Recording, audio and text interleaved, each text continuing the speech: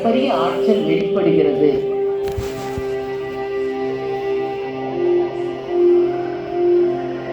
சூரியனின் புறப்பரப்பு சூடேறி அயனியாக்கப்பட்ட வாயுக்களால் கொந்தளிக்கும் கடல். அந்த வெப்பச்சலன மேல்மட்டம் உள்ளபடியே அடுப்பில் கொதிக்கும் குழம்பை போல் குமிழிக்கு தோன்றுகிறது.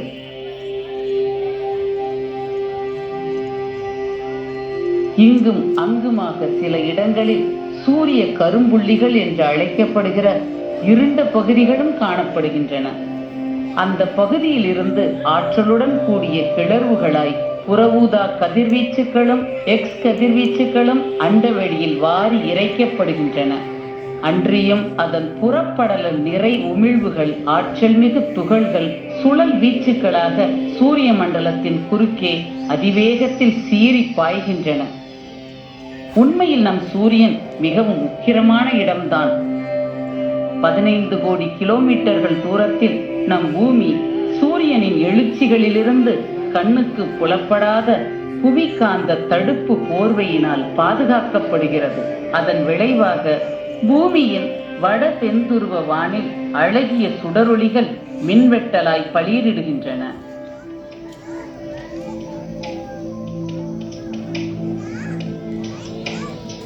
ரஷ்ய விண்வெளி முன்னோடியான அறிஞர் தியோல்கோஸ்கி ஒரு முறை கூறினார், பூமி என்பது நாகரிகத்தின் தொட்டில். ஆனால் எவரும் தொட்டிலேயே என்றென்றைக்கும் தங்கி இருக்க இயலாதே. இன்று நாம் மனித இன வரலாற்றிலேயே மகத்தான ஓர் யுகத்தில் வாழ்ந்து வருகிறோம். 500 ஆண்டுகளுக்கு முன்னம் மாபெரும் மாலுமிகள் விரிந்து பரந்த கடல்களை கடந்து பல்வேறு புதிய கண்டங்கள் பற்றிய அரிய செய்திகளை கொண்டு சேர்த்தனர். ஆனால் இன்று மிகச்சிறிய ஊர்திகள் விண்வெளியில் பறந்து இந்த பூமிக்கு அப்பாலும் ஆராய்ச்சிக்குரிய வேறு பிற உலகங்கள் பற்றிய வியத்தகு தகவல்களை அனுப்பி உள்ளன. அவற்றுள் நமக்கு மிக அருகாமையில் உள்ளது நமது சந்திரன். 3,84,000 கிலோமீட்டர்கள் தொலைவில் உள்ள சந்திரன் தான் நமது அண்டை உலகம். இது நம் பூமியின் அளவில் 1/4 பங்கு அளவே உடையது. வறண்ட காற்றே இல்லாத உயிரற்ற உலகம். இந்த பூமிக்கு நேர் மேலாக ஒளிமின்னும் விண்மீன்களோடு இருள் படர்ந்த வானம் எப்பொழுதும் அமைதியாக இலங்குகிறது.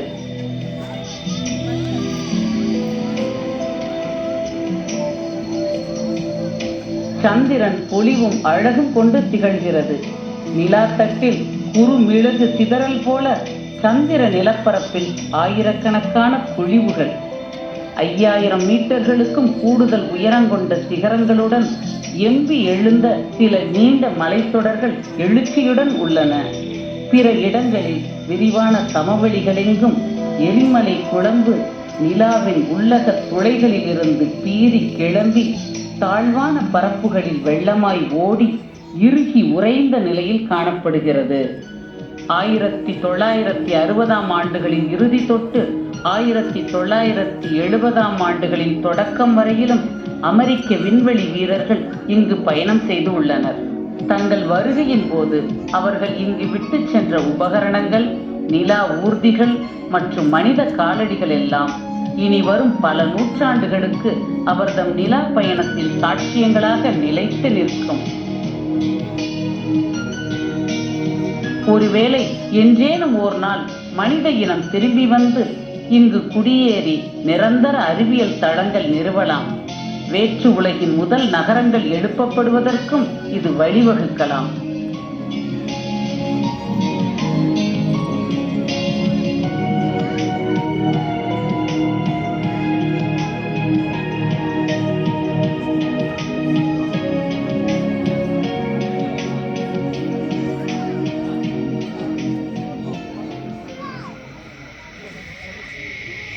சூரியனுக்கு நெருக்கமான சிறிய புதன் கோள் நம் சந்திரனை காட்டிலும் சற்றே பெரியது. இதன் புறப்பரப்பும் முற்காலத்தில் கடுமையான தாக்குதல்களுக்கு உட்பட்டதாக தெரிகிறது. புதனின் பரப்பில் விரிந்த சமவெளிகள், குழிவுகள் காணப்படுகின்றன. பல 100 கிலோமீட்டர்கள் நீளத்தில் செங்குத்து பாறை தொடர்கள், மேரி கல்லோரிஸ் என்று கூறப்படும் வெப்பக்கடல் அங்கு உள்ளது. பல கோடி ஆண்டுகளின் முன்னம் ஒரு குறுங்கோள் வந்து மோதியதால் ஏற்பட்ட பள்ளம் இது. வெம்மைதான் புதனின் அடையாளச் சொல். இங்கு பகல் பொழுதில் புற வெப்பநிலையோ தகரம் காரியம் போன்ற உலோகங்களையும் உருக்கும் அளவுக்கு உயரும். இருந்தாலும் காற்றே இல்லாத புதனின் நீண்ட இரவு பொழுதில் பனி உறை நிலைக்கும் 170 டிகிரி செல்சியஸ் குறைந்து அதி குளிராக இருக்கும்.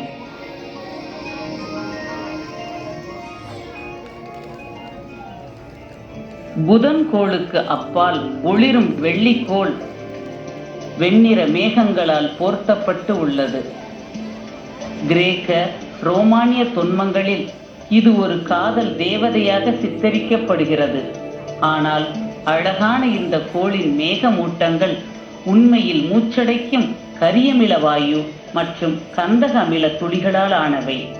அதனால் பசுமை குடில் விளைவு ஏற்பட்டு வளிமண்டலத்தினுள் சூரிய வெப்பம் அதிகரித்து பகலிலும் இரவிலும் நிலநடுக்கோடு முதல் துருவங்கள் வரை இதன் புறவெப்பம் 460 டிகிரி செல்சியஸ் வரை உயரும்.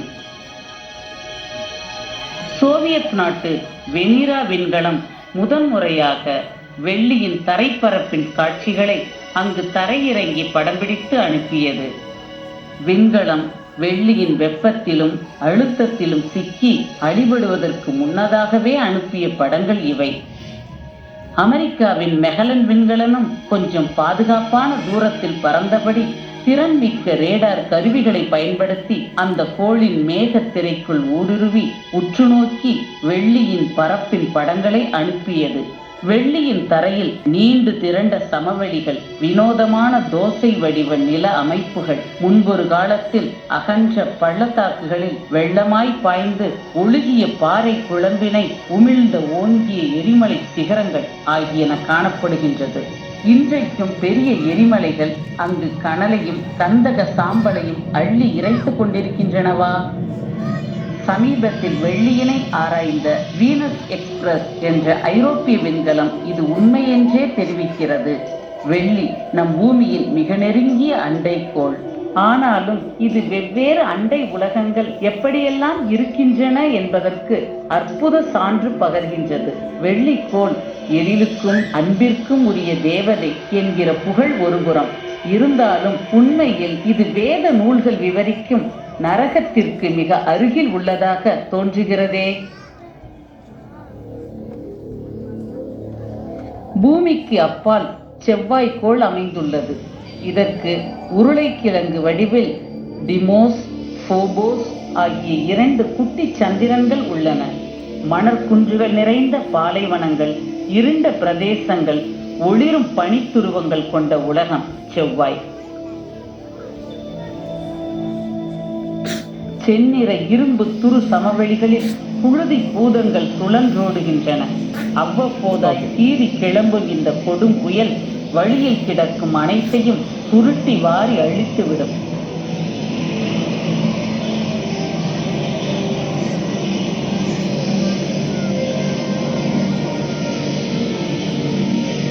ஆனாலும் வழக்கத்திற்கு மாறாக இந்த சிகப்பு கோளின் வளிமண்டலம் தெளிவாகவே இருக்கிறது. செவ்வாய்க்கோள் பூமியின் பருமனில் பாதி அளவே என்றாலும் வியப்பூட்டும் பல இயற்கை அதிசயங்கள் இக்கோளிற்கு அணி சேர்க்கின்றன என்பது ஒரு பெருமை தரும் செய்தி. அண்ட வெளியில் உயர்ந்த இடத்திலிருந்து கவனித்தால் செயலிழந்த பழம்பெரும் எரிமலைகள் பல இங்கு உள்ளன. அவற்றில் ஒன்று சூரிய மண்டலத்திலேயே மிக பிரம்மாண்டமான ஒலிம்பஸ் மான். இது செவ்வாய் தரைமட்டத்திலிருந்து ஏறத்தாழ 20 கிலோமீட்டர்கள் உயரம் என்றால் சும்மாவா? அதனை அப்படியே பெயர்த்தெடுத்து பூமிக்கு கொண்டு வந்தால் கிட்டத்தட்ட தென்னிந்தியாவையே அடைத்து விடுமாம். நெஞ்சை எள்ளும் மற்றொரு அதிசயம் வேலிஸ் மரினரிஸ் எனும் மரினர் பள்ளத்தாக்கு. 200 கிலோமீட்டர் அகலமும் 6 கிலோமீட்டர் ஆழமும் கொண்டது. இந்த மிக பெரும் பள்ளத்தாக்கின் நீளத்தை சொல்வதானால் உத்தேசமாக கன்னியாகுமரியிலிருந்து காஷ்மீருக்கும் அப்பால் கசகஸ்தானில் அல்மாத்தி நகரம் வரை என்றும் கூறலாம். இன்று செவ்வாய்க்கோள் அண்டார்டிகாவின் சராசரி அளவை விட குளிராகவும் சஹாரா பாலை நிலத்தை விட வறட்சியாகவும் காணப்படுகிறது. இருந்தாலும் சமீபத்தில் அதன் புறப்பரப்பில் கண்டுபிடிக்கப்பட்ட இருண்ட கீற்றுக்கோடுகள் மலைகளிலும் பொழிவுகளிலும் பள்ளத்தாக்கு சரிவுகளிலும் முன்னொரு காலத்தில் பருவகால உப்பு நீரோடைகள் பாய்ந்ததை காட்டுகின்றன. மேலும் 300 கோடி ஆண்டுகளுக்கு முன் இங்குள்ள ராட்சத எரிமலைகள் செயல் மிகுந்தவைகளாக இருந்த காலகட்டத்தில் செவ்வாய்க்கோளில் தடித்த கதகதப்பான வளிமண்டலத்தினால் வெயில் படாமல் குளிர்ந்து உறைந்த பனிக்கட்டிகள் மெல்ல உருகி வெளியேறி ஆறுகளாக பாய்ந்தோடி ஏரிகளையும் உண்டாக்கியிருக்கலாம். அத்தருணத்தில் இங்கு உயிரினங்களும் உருவாகி இருக்குமோ? இன்று செவ்வாய் மணலில் காணப்படும் வண்டித்தடங்கள் செவ்வாய் இளைஞர்கள் ஓட்டிய வாகன சக்கரங்களால் ஆனவை இல்லை. அவை பூமியிலிருந்து சென்று இறங்கி பல தானியங்கி ஊர்திகளால் பதிவானவையே. அந்த ஊர்திகள் செவ்வாய் நிலப்பரப்பில் உயிரினங்கள் உருவாக்கத்திற்கு உகந்த சூழல்கள் முன்னொரு காலத்தில் நிலவியதா என்று சத்தமின்றி தேடி பார்த்தன. இந்த ஊர்திகளை உருவாக்கிய மனித இனமும் ஒரு நாள் அங்கு செல்வர்.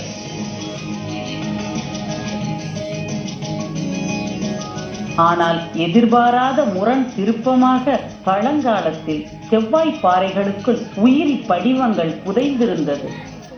விண்கற்கள் மோதலில் அந்த பாறைகள் வெடித்து சிதறி அவற்றில் சில உயிரி துணுக்குகளே அதிவேகத்தில் பூமிக்குள் வந்து விழுந்திருக்கும் அல்லவா?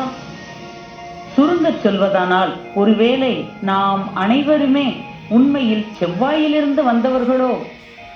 இது சிந்தனைக்கு உரிய வேடிக்கையான ஒரு கேள்வி.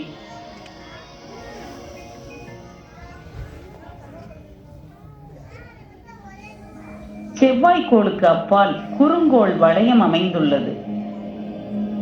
இவை சூரிய மண்டலம் உருவான பொழுதில் வெளிப்பட்ட சிதறல் துண்டுகள். போதிய நிறை ஈர்ப்பு இன்மையால் 2 கோள்களாக இயலாத துண்டுகள். முடிவில்லாத தடுமாற்றங்களுடன் சூரியனை சுற்றி வரும் துண்டுகள். இந்த பாறை துண்டுகளின் பாதையை கடந்து புறக்கோள்களின் சுற்றுத்தலங்களுக்குள் நுழைகிறோம். வியாழன் கோள் மிக பிரம்மாண்டமான உலகம். ஏறத்தாழ 1300 பூமிகளை இதற்குள் இட்டு நிறைக்கலாம். இதன் முகப்படத்தில் காணப்படும் பட்டை வரி கோடுகள் வியாழ மேகங்களின் மேற்படலங்கள். இங்கு அதிவேகத்தில் அமோனியா வாயு பனி புயல்களாய் சுழல்கின்றது. அதன் கீழ் அடுக்குகளில் சூறாவளியுடன் அமோனியா மழை பொழிகின்றது. இடியுடன் பளிச்சிடும் மின்னல் தெரிப்பின் வெம்மையில் புவி நகரங்கள் என்றால் எரிந்தே ஆவியாகிவிடும். வெள்ளை மற்றும் பல வண்ண மேகங்களின் இடைப்பகுதிகளில் வாயு தாரைகள் மணிக்கு 350 கிலோமீட்டர் வேகத்தில் பீரிட்டு பாய்ந்து கொண்டிருக்கின்றன. ராட்சத வியாழன் சூரிய மண்டலத்திலேயே மிகப்பெரிய கோள். இருந்தாலும் தன் அச்சில் சுழலும் இதன் நாள் பொழுது மிக குறுகியது. இது 10 மணி நேரத்திற்கும் குறைவானது. இந்த அதிவேக சுழற்சியும் கோளின் உள் ஆழத்திலிருந்து கிளம்பும் அதீத வெப்பமும் தான் இங்கு விசித்திர புயல்கள் உருவாக காரணம். அவற்றுள் மகத்தான சிகப்பு புள்ளி வியாழ மேகங்களின் வித்தியாசமான அம்சம். இந்த செங்கல் அளவில் பூமியை போல் 2 மடங்கு கொண்டது. குறைந்தது கடந்த 400 ஆண்டுகளாகவே தீவிரமாக சுழன்று வருகிறது. பூமிக்கு ஒரு நிலா மட்டும்தான் என்றிருக்க வியாழனுக்கோ 60க்கும் மேற்பட்ட நிலாக்கள். மிக அருகில் அயோ வினோத கோமாளி முகம் போல் தோன்றுகிறது. காரணம் அயோவிற்கு வாய்த்த கடுமையான சூழல்தான். ஒரு பக்கம் வியாழன், மறுபக்கம் அதன் அண்டை நிலாக்கள் என இவற்றுக்கு இடையில் உண்டான ஈர்ப்பு விசைகளால் பாதிக்கப்பட்ட நிலா அயோ. இவ்விதம் ஒன்றுக்கொன்று இழுக்கவும் விலக்கவும் அயோவின் புறப்பரப்பில் எழும் இந்த இருநிலை உராய்வுகளால் இதன் உட்பகுதி சூடேறும். அங்கு உருகிய அனல் குழம்புகள் புற வெடிப்புகளின் வழியே பீரிட்டு விண்வெளியின் வெற்றிடத்தில் வெடித்து பரவும். சூரிய மண்டலத்தின் மாபெரும் எரிமலைகளைப் போல் பல வண்ண கந்தக பனித்துளிகள் அயோ வானில் 300 கிலோமீட்டர்கள் உயரம் வரை சீறி உயர்ந்து பின்னர் மெல்ல கீழிறங்கி அயோ நிலத்தில் மஞ்சள், சிகப்பு, கருப்பு, வெள்ளை என பல வண்ணங்களை தெளிக்கின்றன. யதார்த்தத்தில் தனது உள்முகத்தை அப்படியே கீழ் மேலாய் புரட்டி வெளி காட்டுகிறது அயோ. வியாழனின் அடுத்த நிலா யூரோப்பா.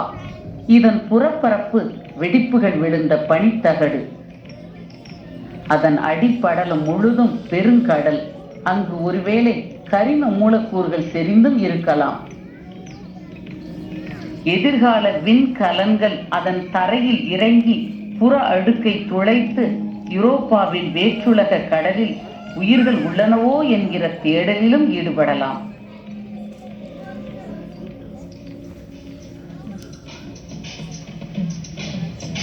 வளையங்களின் அரசன் சனி சூரிய குடும்பத்தின் அணிகலன். வியாழனைப் போலவே சனியும் ஓர் ராட்சத வாயுக்கோள். அதன் வளிமண்டலம் பல்லாயிரம் கிலோமீட்டர்கள் ஆழம் உடையது. அதன் மேகங்களுக்கு அடியில் திடமான நிலப்பரப்பே இல்லை. ஆனால் புவி நிலைகளுக்கு மாறாக அங்கு கடும் அழுத்தத்தில் திரவ ஹைட்ரஜன் உலோக கடலாய் அமைந்துள்ளது. சனி மேகங்களும் புயல்களின் உறைவிடம். இங்கு சில இடங்களில் ஆசிய நிலப்பரப்பு அளவுக்கு சூறாவளியுடன் அமோனியா மழை கொட்டுகிறது. வேறு சில இடங்களில் 30 ஆண்டுகளுக்கு ஒரு முறை அமோனியா பனிப்புயல் எழுந்து சில வாரங்களில் சனிக்கோள் முழுமையும் பறந்து சூழ்ந்து விடுகின்றது. ஆனால் நம் கவனத்தை ஈர்ப்பது சனியின் அற்புதமான வளைய அணிகலன்கள் தான். அவற்றின் அகலம் சராசரி 3 லட்சம் கிலோமீட்டர்கள். தடிமன் பல இடங்களில் 30 கிலோமீட்டர்கள். வெறுங்கண்ணால் கவனித்தால் ஒளிகசியும் படலமாக தோன்றும் இந்த சனி வளையம் உண்மையில் பல கோடி பனித்துகள்களின் தொகுப்பு. அவை ஒரு வீடு அளவுக்கு பருத்த பனிப்பாறை முதல் சிறிய உப்புத்துகள் அளவு வரை பல்வேறு அளவு கொண்டவை. அத்தனையும் மணிக்கு 85,000 கிலோமீட்டர்கள் என்ற அசாத்திய வேகத்தில் சனிக்கோளினை சுற்றி வருகின்றன. சனிக்கோளின் நிறையீர்ப்பு ஆளுகைக்குள் பல நிலாக்களும் நிலா கற்களும் இயங்குகின்றன. அவற்றுள் நம் ஆர்வத்தை மிக தூண்டுவது டைட்டன். இந்த புகைப்பனி போர்த்த உலகத்தை நிலா என்பதை விட கோள் என்றே கூறலாம். இதற்கு பூமியை காட்டிலும் 2.5 மடங்கு அடர்வு கொண்ட வளிமண்டலம் உடையது. அதன் கீழே பல 100 கிலோமீட்டர்கள் நீல தொடராய் ராட்சத மணல் மேடுகள், பனிக்கட்டிகளால் ஆன மலைகள், திரவ நிலையிலான ஈத்தேன் மற்றும் மீத்தேன் வாயுக்கள் நிறைந்த ஏரிகள் உள்ளன. மலைகள், மணல் மேடுகள், ஆறுகள், ஏரிகள் யாவும் வழக்கமான நில அமைப்புகள் தான். ஆனால் அங்கு பனியுறை நிலைக்கும் 180 டிகிரி செல்சியஸ் கீழே உள்ளது. இது டைட்டனை பூமிக்கு முற்றிலும் மாறுபட்ட ஒன்றாக மாற்றுகிறது. யுரேனஸ் இன்னொரு வாயுக்கோள். சூரியனில் இருந்து ஏறத்தாழ 300 கோடி கிலோமீட்டர்கள் தொலைவில் இயங்குகிறது. இதற்கும் வளைய அமைப்புகள் உள்ளன. ஆனால் சனிக்கு ஆபரணம் போல் விளங்கும் வளையத்தோடு ஒப்பிட்டால் யுரேனஸின் வளையங்கள் மெலிந்தும் இருண்டும் தோன்றுகின்றன. இந்த கோளும் முன்னொரு காலத்தில் மிக பெரும் விண்வெளி மோதலுக்கு உட்பட்டு இருக்கலாம். இது பக்கவாட்டில் உருண்டபடியே சூரியனை சுற்றி வருகிறது. யுரேனஸின் 27 நிலாக்களில் மிராண்டா பழங்காலத்தில் நிகழ்ந்த மாபெரும் விண்வெளி மோதலில் கிட்டத்தட்ட சிதைந்தே விட்டது. இன்று காணப்படும் மிராண்டாவின் பன்முக நிலவியல் பரப்புகள் மாபெரும் முப்பரிமாண குறுக்கு நெடுக்கு புதிர் ஒன்று வெடித்து சிதறி மீண்டும் விழுந்தது போல தாறுமாறாய் உள்ளன. சூரிய மண்டலத்தின் சிறந்த அற்புதங்களில் ஒன்றாக நம் மனதை கவரும் மற்றொரு அம்சம் இங்குள்ள பனிக்கட்டிகளால் மட்டுமே உருவான ஏறத்தாழ 16 கிலோமீட்டர் உயர செங்குத்து பாறைகள். யுரேனஸிற்கு அப்பால் மங்கலான சூரிய ஒளியில் மூழ்கி இருக்கும் நெப்டியூனை காண்கிறோம். இதுவும் புயல்களின் பூதாகார சுழற்சிகளை கொண்டதுதான். நெப்டியூனின் இந்த மீத்தேன் பனிப்புயல்களின் வீச்சு சென்னையில் இருந்து ரஷ்யாவின் மாஸ்கோ உள்ள தொலைவு அளவுக்கு பரவி உள்ளது. சூரிய மண்டலத்திலேயே அதிவேக புயல் வீச்சு மிகப்பெரிய நிலா ட்ரைட்டன் குறிப்பிடத்தக்க ஒன்று. சுருள் வளையங்களாக பரவும் வானிலை சூழல்கள், விரிந்து பறந்த மீத்தேன் வெப்ப வாயு ஊற்றுக்கள், அதிலும் அந்த வெப்ப வாயு ஊற்றுக்கள் 8 கிலோமீட்டர்கள் உயரம் வரை பீச்சி அடிக்கும். சூரிய மண்டலத்தில் குளிர்பனி விளிம்புகளில் புளூட்டோ உள்ளிட்ட குள்ளக கோள்களின் பகுதிகளுக்குள் நுழைகிறோம். 2015 ஆண்டில்தான் முதன்முறையாக அமெரிக்க நாசா விண்வெளி நிறுவனத்தின் நியூ ஹொரைசன்ஸ் என்னும் விண்கலன் புளூட்டோ அருகில் சென்று பார்வையிட்டது. செந்நிற புளூட்டோவின் நிலவியல் ரீதியில் இளமையான அதன் புறப்பரப்பும், விரிந்த இதய வடிவில் சமவெளியும், உறைந்த நைட்ரஜன் பனிக்கட்டி ஆறுகளும், ஏறத்தாழ 3.5 கிலோமீட்டர்கள் உயர பனிமலைகளும் ஆச்சரியம் ஊட்டுகின்றன. புளூட்டோவின் 5 சந்திரன்களில் மிகப்பெரிய செரோன் கூட நம்மை ஏமாற்றவில்லை. அங்கும் இருண்ட துருவ பனிப்படலங்கள், 1000 கிலோமீட்டர்கள் நீளமும் 6 முதல் 9 கிலோமீட்டர்கள் வரையிலான ஆழமும் கொண்ட பள்ளத்தாக்குகள் என பல்வேறு அம்சங்கள் உள்ளன. இத்தனை கோள் வட்டாரத்தையும் வளைத்து பொதிந்த அதிபிரமாண்ட ஒளி கோடகமே ஊட்முகில். இந்த பகுதியில் பல கோடி கணக்கிலான தூசு கொண்ட பனிப்பந்துகள் அமைந்துள்ளன. அவற்றில் சில சூரியனுக்கு அருகில் இழுக்கப்படும் போது சூடேறி பனிப்பந்துகள் ஆவியாகி அற்புத வாள்களாக தோற்றம் கொண்டு வால் விண்மீன்களாக உருவெடுக்கின்றன.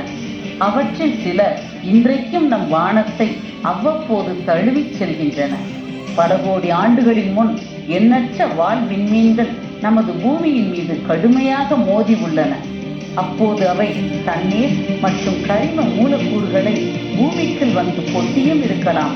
அதுவே பூமியில் உயிர் வாழ்வு தோன்ற வழிவகுத்தும் இருக்கலாம்.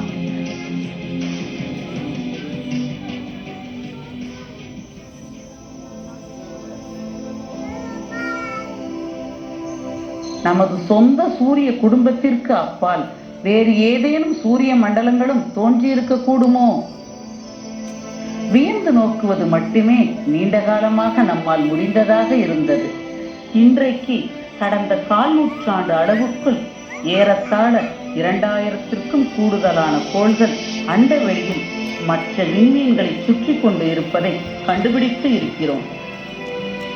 இப்போதைக்கு இத்தகைய காட்சிகள் திறமையான விண்வெளி ஓவியர்களின் படைப்புகளாகவே அமைந்துள்ளது.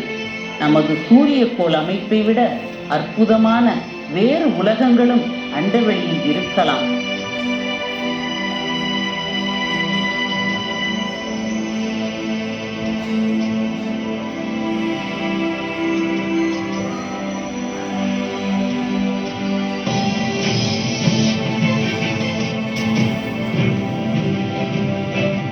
ஆனால் உரிய காலத்தில் ஒருவேளை இத்தகைய தேடல்களின் மூலம் உயர்வான தேடும் பொருளையும் நாம் கண்டுபிடிக்கவும் முடியலாம். நம் பூமியை விட பெரிதாக வேறுபாடில்லாத ஒரு கோள் நமது சூரியனை